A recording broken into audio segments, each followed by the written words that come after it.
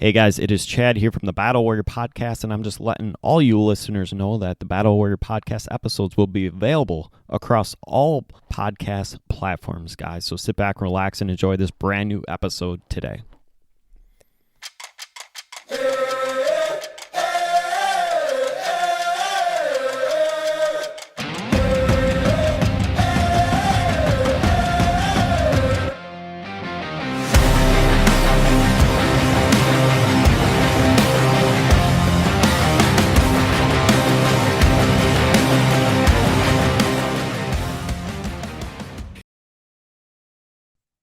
All right, guys, welcome to the Battle Warrior Podcast. I'm trying not to laugh. We're on take two here, guys. We have Angie Manson coming all the way from Santa Cruz. She's not yelling at me this time because I mispronounced her last name and her city. But you nailed it. Perfect. Thank you.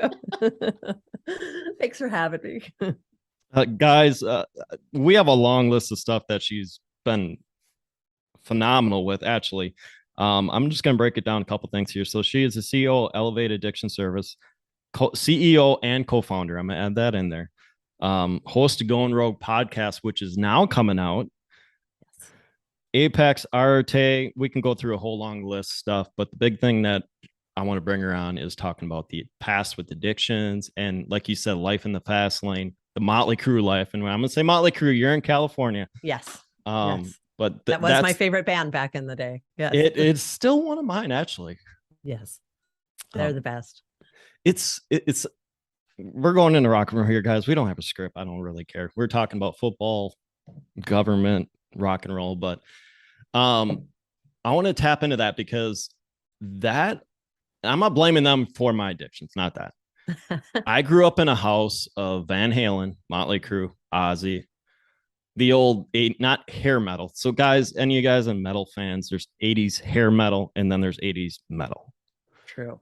And I'm the Metallica, the Megadeth, all the good heavy 80s, 90s, current day Pantera. Metal. Oh yeah. That was my favorite. After Motley Crue, it was Pantera. We're just gonna leave them in their own category. Yes. Perfect. But stuff like that where living life fast. And to me, I was about to say too fast for life, but no. Okay, yes, go. Go ahead, throw it in there. I couldn't help it. We were talking about Motley Crue. Okay, go. But stuff like that here, guys. What happens is that I love my music fast. You love your music fast. We love it hard, and we're not going to get too innuendos and all that stuff here, guys. But as an addict, you're in this avenue. You're in this environment where there's pot, there's drugs, there's blow, there's shit. I can go through a whole freaking dozen line of things. Mine was alcohol, and it would roll into other things. Where did that first start? For me, it was super young. So I grew up in the generation called the latchkey kids, where we kind of got ourselves to school, got ourselves home, sometimes made ourselves dinner. We were very independent, but like my mom worked 2 jobs. So I just kind of had to do it for survival. And so at that age, I was exposed to, first of all, through aunts and uncles that were already partying, but then neighborhood kids, we'd all gather around, like who got what from their families. And someone got a pack of cigarettes, someone got some weed, someone got some Mad Dog 2020. Like we'd all sit up on the hillside and share. And as long as we were home by sunset, we were like good to go. So for me, it started really, really young. Box cheap wine, like you name it. I didn't really care. We tried it all. And so, because I started so young, I graduated to more harmful drugs at a pretty young age as well. So I was in my first rehab at 16. And by that point, I'd gotten a pretty good meth addiction. I'd tried cocaine, crack, pot was like a daily, drinking all the time, and a lot of hallucinogenics. So I was already well on my way by the time I was 16 years old. And I'm gonna ask you a question more in depth on that, because I know your area is a little bit more known for that versus Midwest. We're a little bit more reserved with what happens. It's like, oh, hey, we have pot, and everyone's kind of like real conservative about saying it.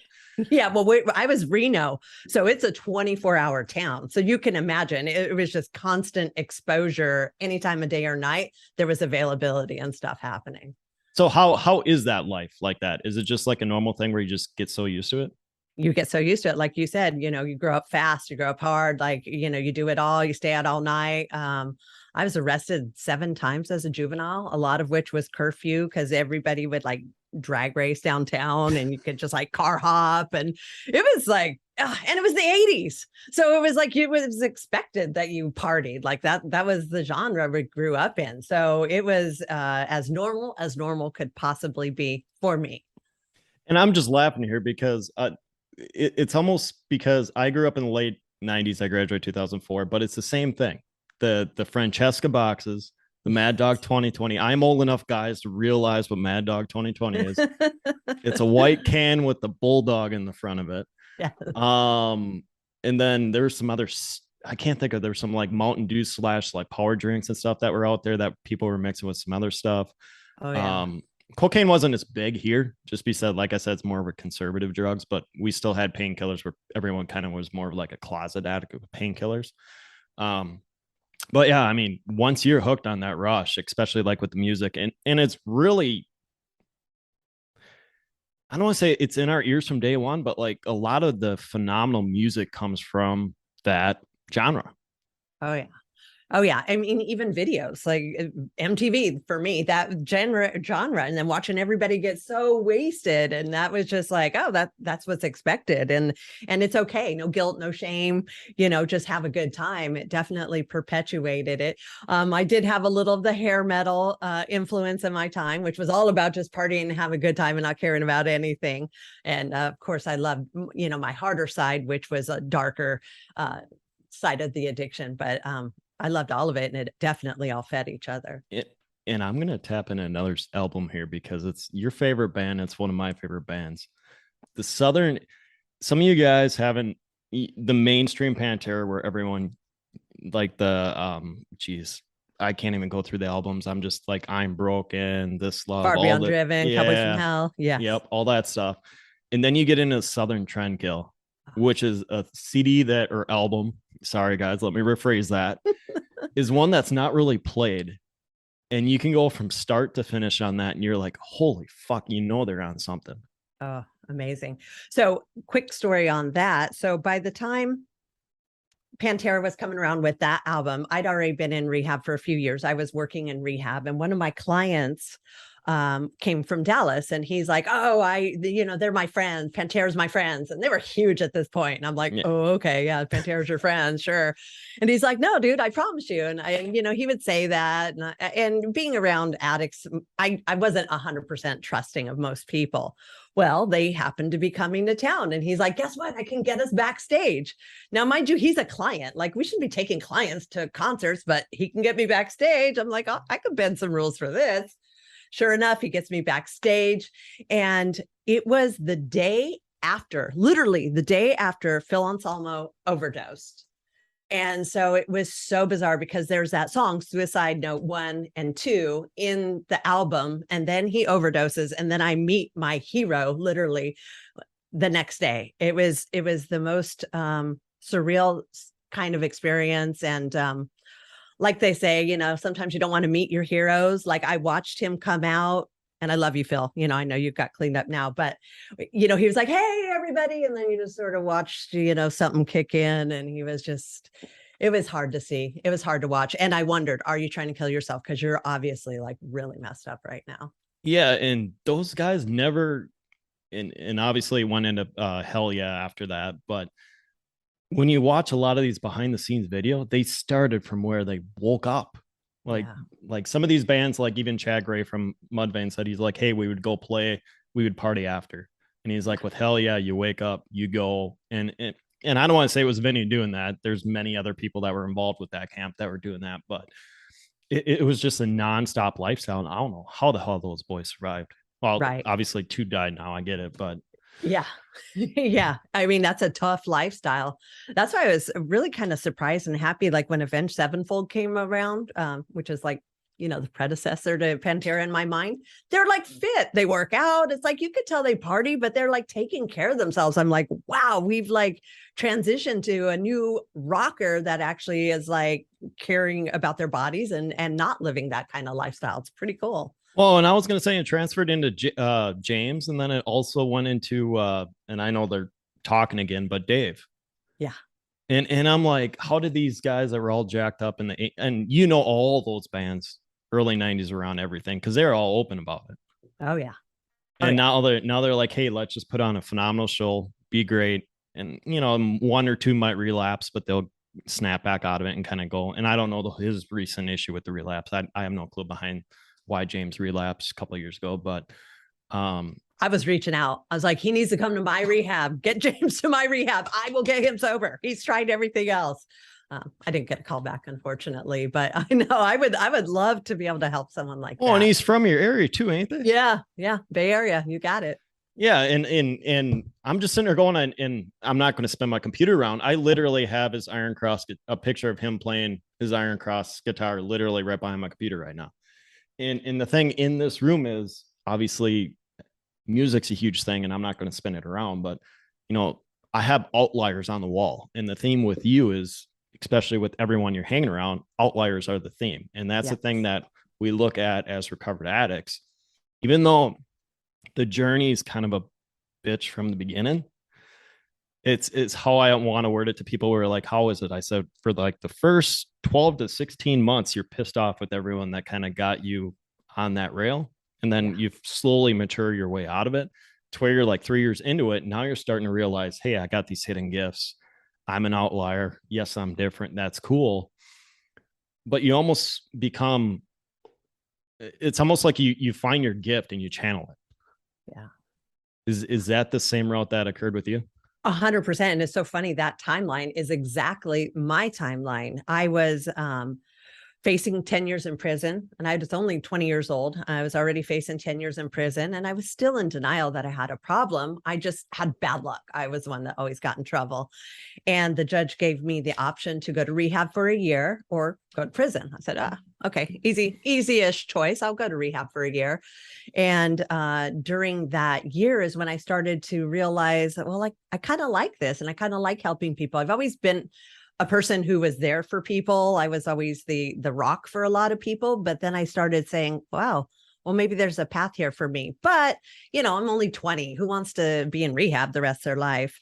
And going back to the judge, he said, that's great. You did phenomenal for your year, but you still got to come back to me every 6 months for the next 2 years, because in order to not have that 10 years, you got to fulfill your 3 years of probation and your $13,000 of restitution. So every 6 months for the next 2 years, I had to go back and show him proof of doing good. And for me, I knew going back to my old life, I would never be able to stay clean or, you know, get away from that prison sentence. And so I learned every position within the organization. I started having a lot of people that worked for me. I was the right-hand man to the guy, the executive director, Andy, who saved my life. And at the end of that 3 years was exactly the point where the prosecuting attorney wanted to recommend another 3 because I had not been able to pay down that restitution for the vehicle I'd crashed. And so they were like, well, she hasn't fulfilled her end of the agreement. And the judge looked at the prosecuting attorney and he said, listen, I so rarely get successes in this courtroom. And I do not possibly know what more you could want from this, you know, lady, this woman. I've watched her transform her life, hold it together. She runs this organization. She's grown it from 0, or she was the only client, to now they have, like, I think we were up to like 40 clients. And she is the epitome of how this system works and what it's meant for. And so he wiped away my restitution, my felonies, wiped my record clean, and gave me a new lease on life. And exactly like you said, 3 years in, I'm like, this is my life. This is what I want to do the rest of my life. I'm not going anywhere. And that's where I really, you know, hit my stride for me, but for others too. And really just, that was the path. And here I am 28 years later, well, 25 from that point. So yeah, I've been doing this 28 years now. Yeah, and I'm just adding the dates here. I'm like, you're a few more years ahead. I know, I'm showing my age. Sorry. No, not even that. I didn't. When you get in, I don't want to say that they become a blur after a while, but I didn't really notice I had 1,000 days in until I have the I am sober on my phone, just kind of, yeah, if I fall and I dip or whatever, it's there as hey, don't do this. But the reminder popped up, hey, it's your 1,000th day. I'm like, what? Like it didn't even blink. And I'm like, holy crap, that's actually a huge thing. Yeah. Um, Yeah. but the thing that I noticed is, like we were talking about recording, is there's two things that occur, and it's kind of like an overlap, but a lot of us turn to entrepreneurship. And yes, I still have my own full-time job, but I'm still doing stuff outside. I love the hustle and bustle out with people. But it's almost there's two things that occur. We get absorbed by it. And then secondly, we have, like I said, we have an extra gear. I love that. I mean, I feel like it's funny. I look back and over the years, because I've been doing this a long time, I've had haters say, oh, you're just a rehab run by a bunch of former addicts. What do you guys know? And back in the day when I was less secure in what I was doing, I was like, gosh, they're right. I don't have my degree. I don't have my master's. I don't have like all this experience. I'm not a doctor. What do I know? And then I realized what I know is 20 years of experience of not only myself, but the majority of my staff, like 80 of them that are all recovered addicts. And we're the best employees on the planet because we know how to hustle. We know how to work. We know how to think outside the box and make things go right into solving situations. We're not the 9 to 5 check in, check out. When's my lunch break? It's like somebody's walking down the hill and we got to walk 5 miles for them to like realize they need to be here. We're done. We're on it. Whatever it takes. When you can switch that gear for the positive, amazing diamonds in the rough, former addicts and alcoholics. That's that gear. And that's what someone's like, why are you running marathons? Why you're running? And I lift and I run. But right now, like I said, I'm close to a race, so I'm not lifting. That's one thing that I noticed is when that extra gear kicks in or that drive kicks in, it's almost become, and I don't want to put on a negative spotlight of it, but we're so driven to take care of the war that's in our head. Yeah. Quitting is not the option, not even close. And I got that from CrossFit. It was the same thing. I was like, oh, wow, this is a physical expression of my mind. I can like be 100% in the moment, 100% mindful. All the noise goes away. And I just it's me and that barbell or whatever it is in that moment. And how empowering that feels that what used to be your weakness is now your strength. What I've learned through my recovery is the soft, hey man, you can do it. I never listened to. It was always like, quit being it's my podcast. I really don't care how I say this, but it's like, quit being a little bitch, get to work. Yeah. I heard Andy Frisell right there. Yep. We're used to someone in our ears screaming, kind of like a coach saying, dude, get off your ass, get going, snap out of it. And it's really weird to be publicly, I'm that way to people. In my head, I'm Andy. Yes. Yes. Well, and I feel like that's the key to overcoming addiction. I'm not sure what methodology you use, but for me, the AANA never worked for me because it was like, admit you're powerless. I can never get past that step. I'm like, okay. I even when my wife was as messed up as you could get, I knew I was not powerless. I knew I was creating that in my life. And that's partly how I was raised with tough love and stuff. We weren't allowed to be victims. No matter what happened, we get up, wipe off your knee and keep going. We weren't allowed to play the victim. So for me, that methodology of getting sober never worked. What did get me to like turn the corner was full accountability and responsibility, holding myself accountable, holding others, not being a victim of a disease, but being powerful to overcome an addiction and not be defined by it. And so that's why, I have Elevate, because there's a lot of people that think the same way we do. And that resonates with them more than labeling themselves an addict 30 years later, even though they haven't touched a substance. Yeah. And that's the biggest thing I noticed too, because I actually sat through a few Celebrate recoveries, and it's a great program for a lot of people. And I know they made it through. There's some other ones too. I can't think of it. Twin Cities, Milwaukee, they Teen Challenge. I think it's another one, something that's that situation. And what I noticed is I sat through and they're like going through the 12 steps was so fucking boring. And I'm like, wait a minute here. This isn't me. Yeah. And the people that I attracted to that were in this industry that were clean, actually, there's one out your way that I'm friends with, but he's like, I got in the gym. I knew how to grip and rip something. I knew how to throw something. He goes, and I know how to either punch something or whatever it was, but he's like, I went into the gym. That was my recovery. And he's sober. And obviously now I'm rolling into people like, Goggins and what it is, you get so addicted to personal development. Yeah. And all of a sudden now you get absorbed by people that you're around probably yearly versus traditionally where I'm at, where it's every couple of years. And you just get so absorbed by it. And you're like, okay, how do I be like that? How do I do it? And then you realize that they're everyday normal people that put a lot of effort in their life. Yeah. Well, that's it. They put in the effort. I think again, as a society, we've pushed towards this comfortable, safe zone where we're not pushing ourselves anymore. It's like, no, stay at home, watch your Netflix, order your food. You shouldn't go outside. Like, it's like this weird, it's pushing us into complete unhealth.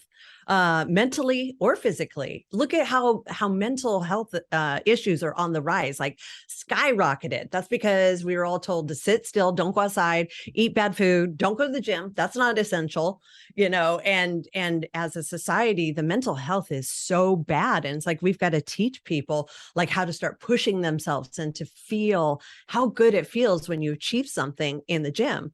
I mean, I put CrossFit as part of my program because I know how good it makes me feel. It has that intense feeling that you can get from being an addict or an alcoholic. And if we can transfer that good feeling from working out as opposed to needing a substance to feel that way, imagine how we as a society will be so much healthier physically and mentally because we're physically doing so much better. And you have a little side kick of pre-workout, and when that kicks in, it's like a whoop. I'm not. See, my pre-workout is espresso. I quit taking the other stuff because of all the chemicals, and I've gone super healthy. But I do love me some espresso. I need to go that route just because running marathons and stuff, I can't be jacked up too much. So yeah, well, those are hard. That's a different kind of, you got to eat those gel stuff. Like you got to do stuff to get through those workouts that I couldn't do. I'm 30. Today's my off day. In the last 5 days, I think I don't even know exactly 40 miles ish running. Wow, that's amazing. It was 26 and a half on Saturday. Traditionally, typical people are like, hey, take a rest. You're going to have to take a couple days rest after just a mock marathon. And then I hear Cameron Hayes saying, hey, I run 20 miles every day. Quit being a pussy. Get out there and run. And I'm like, shit, I need to go for a run. Exactly. Shit, there is someone doing it. Okay. And it's not just Goggins. So I got to do it. Yeah. So that's the reason why people are like, why are you running a marathon? I'm like, because I can. Yeah. They're like, why? And what ended up doing is my family has the best way of saying it. They're like, you were obsessed with alcohol. Now you're obsessed with, they call it, your life. I call it my entrepreneurship journey. There's some hidden stuff behind the scenes that they don't need to know about. But what it is, it's you just get so obsessed with being different. And for me, it's being that 1%. And like you said, the power of one more is book you're actually reading. What it is with that is you just get so addicted of the next. But and you talk so much about addiction. That's why I loved it. It just resonates with us, especially, but also with your average person. Yeah. Yeah. I'll just be completely honest here, guys. When someone says you're 0.01% of something, I said, all right, cool. I survived an addiction. I survived a divorce. So why can't I do that? Yeah. And why shouldn't you be doing that? Like because of our addictive nature, that chasing that rush or feeling that's natural, that's normal, that's like great for us. So why wouldn't we do in a healthy way more of that to feel great all the time? Yeah. So you get here, just common sense it here, guys. You drink for 10 years, you get blasted every day. What's your life going to be like after 10 years? Where you're at right now. Okay. So you use that same philosophy, that same focus, that same drive, effort in a personal development, entrepreneurship. Where's your life going to be like after 10 years? Whole lot different where it's going to be prior. Yeah. Oh yeah. You put in that much consistency, and that's the key too. It's like, you can't just do it for like 3 days on. Now I'm going to take a week off. Let me do a couple days. I'm going to have a cheat day. Like, it's the consistency and just pushing that rock up the hill and push. And then like Jocko says, you get to the top. Great. Now what? let it roll down and do it again. At first I was like, what? That sounds terrible. So in my mind, it's like, oh no, you just got a bigger hill in front of you. I'm not just going to let it roll down. I did too much work. But I get the thing. You don't take a break, and you don't want to take a break because you don't want to get set back any. You want to just keep moving forward. And guys, yes, we don't celebrate. I'm one of them. I do not celebrate. Everyone's like, you wrote a book. Is that awesome? I'm like, all right, cool. What's the next one? Yeah, it was. Yeah, we think about like, oh, it was such a, that's where I'm at. I got to write it. It's like, oh, the inconvenience. When am I going to do that? The time blocking, yeah, it's hard to enjoy those wins. Yeah. Where can everyone find you? Or let me rephrase this. Brag about your shit. Well, you put it that way. Well, everybody can find me. I've changed my URL on, I think that's what it's called. No, it's my IG handle. Sorry. Just trying to stay up with all these things. It's Going Rogue. Is it Going Rogue? Going Rogue _podcast. Sorry, that's how new it is, because I just dropped my brand new podcast / show called Going Rogue. I had my Elevate experience, which my rehab is Elevate Addiction Services. You could find that on the web if you need help 24 hours a day. We're there to help you. But the Elevate experience, I had almost 100 episodes in, and then I did the transition into, I handed that over to my guys, and now I have my own podcast so that I can talk to people. Not that I couldn't before, I did what I wanted, but I'm still going to do what I want, but in an even more so field. So yes, Going Rogue with Angie Manson podcast and elevaterehab.org. That's awesome. Here, thank you very, very much for coming on the show. I'm going to have you back, so I want to dig deeper into more of just like step by step of.